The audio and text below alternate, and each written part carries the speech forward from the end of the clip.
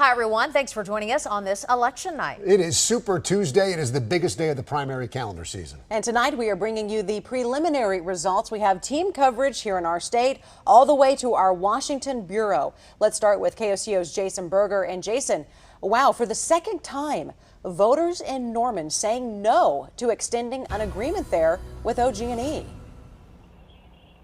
Yeah, guys, that's right. This race was down to the wire tonight. Preliminary data showing the proposition failing by only about 30 votes.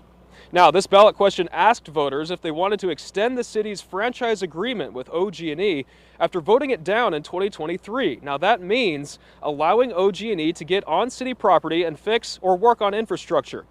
City Council member Michael Nash told KOCO previously he thinks the 25-year extension agreement in question is too much and was pushing locals to vote no so the deal could be renegotiated.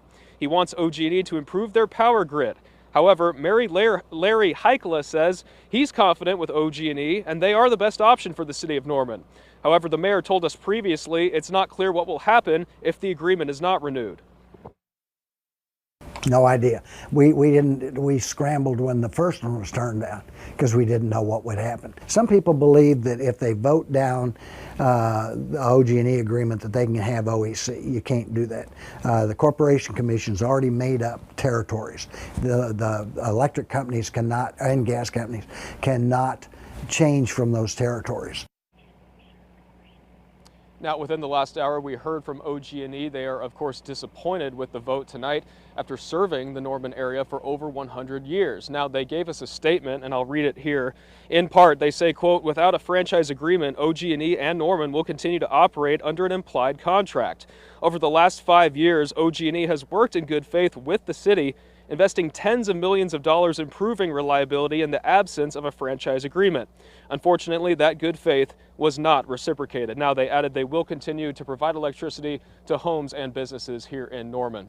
We're live tonight in Norman. Jason Berger, KOCO 5 News. Guys. All right, Jason, thanks very much. Another race that we're following very closely in Canadian County, where Sunday brunch just got a new twist. 59% of voters said yes to allowing alcohol sales in restaurants on Sundays before 2 p.m. That ban on drinks had been in place since 1985. Logan County voters saying yes to several propositions. The first approves the sales tax for road and bridge maintenance improvements. The second approves the sales tax for the county jail. And the third approves the sales tax for fire departments within the county. And now to the presidential primaries. Former President Donald Trump dominated the Republican vote today. And President Joe Biden has won the Democratic primary as well. Christopher Salas is in our Washington bureau tonight. Yeah, Christopher, we have had actually a lot of updates in just the last hour. We've been watching the results come in all day on this Super Tuesday, and it's looking more and more likely there will be a 2020 presidential rematch this November between President Joe Biden and former President Donald Trump.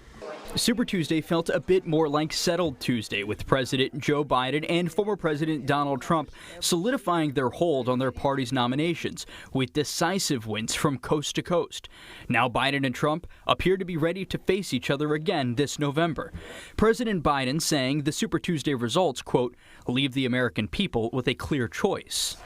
Former President Trump also looking beyond the primaries as he addressed the crowd that gathered at Mar-a-Lago Tuesday. It's November 5th. It's right around the corner.